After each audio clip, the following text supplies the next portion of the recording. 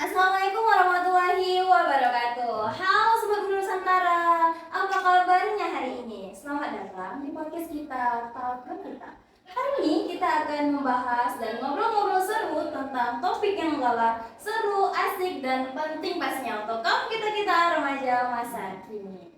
Ada yang tahu nggak nih kita akan membahas tentang apa ya? Kita akan membahas tentang remaja bahagia tanpa narkoba. Dan lebih kerennya lagi nih, kita kedatangan narasumber yang sangat-sangat luar biasa. Seorang pelajar inspiratif dari Madrasah Aliyah Negeri Karimun, seorang anggota PITR, serta seorang finalis Duta Pelajar Narkoba Tingkat Nasional tahun 2025. Langsung saja, halo Kak Vidya. Halo Devi, halo juga sobat yang udah dengerin podcast ini. Seneng banget bisa hadir di sini. Makasih ya yang udah mendengarku.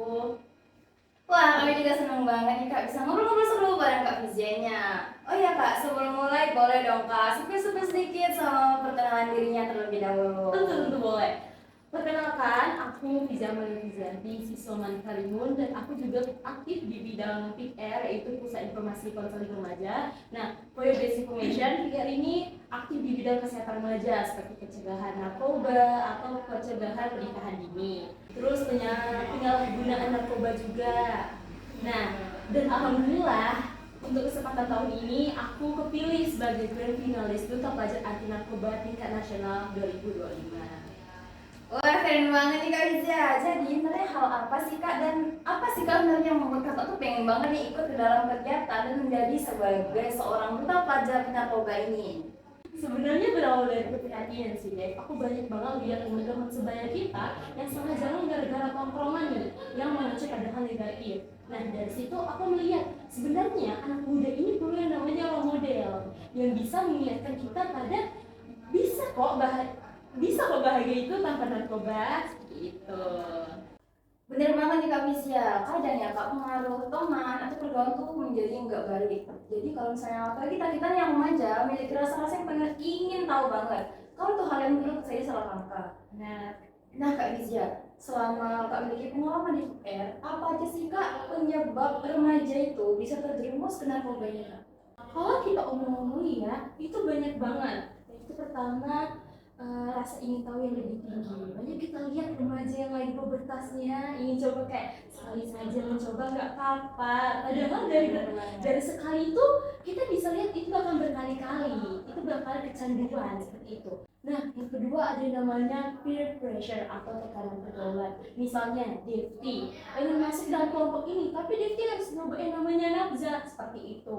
Terus yang ketiga ada pengaruh juga dengan masalah pribadi. Ini relate banget. Misalnya kita depresi, kayak pengen rokok deh gitu. Sekali aja nyoba, padahal dari rokok pertama itu bakal kecanduan seperti itu. Terus yang keempat ada namanya kurang pengawasan dari orang tua seperti itu, kurang pengawasan dari sekolah, makanya kayak dia nggak diperhatiin, jadi pengen coba ini deh kan orang tua aku nggak perhatiin aku seperti itu.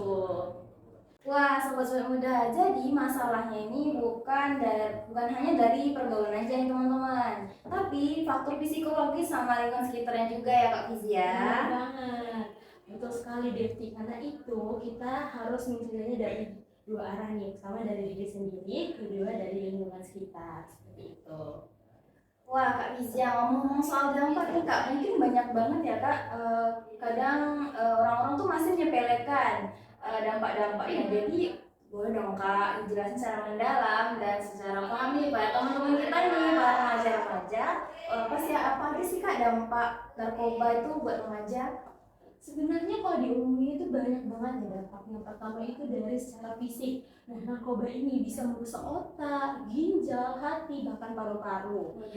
Terus yang kedua ada namanya secara psikologis. Nah, mereka yang sudah mencoba ini bahkan mudah marah, paranoid, cemas, serta depresi berat.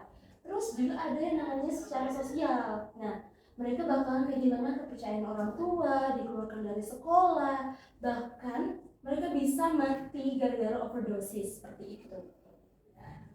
Waduh, serem banget ya Kak Vizia kalau dipikir-pikir tuh. Jadi bukan cuma tubuh dan badan aja nih yang rusak, tapi Hubungan sosial serta masa depan juga ikut hancur nih ya Kak Fizia. Iya, betul banget. Seperti yang pernah aku bilang, sekali saja kamu mencoba, maka kamu bakal menggadaikan masa depanmu pada diri sendiri gitu loh.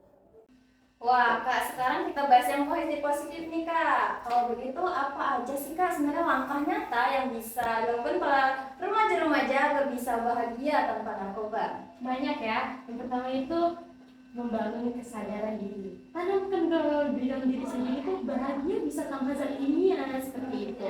Terus yang kedua, pilihlah lingkungan yang sehat yang mengajak kalian kepada hal-hal positif. Kalau lingkungannya itu toksik, jangan ragu-ragu untuk tinggalkan seperti itu. Nah, yang ketiga ada yang namanya kembangkan minat dan bakat. Cari hal-hal yang positif seperti olahraga, seni, organisasi, wirausaha. Kalau aku sendiri tuh sering banget ikut lomba kampanye dan kegiatan sosial. Itu buat aku bahagia banget seperti itu. Terus yang keempat, kalau punya masalah cari bantuan, curhat ke guru BK, konselor sebaya, atau teman PN.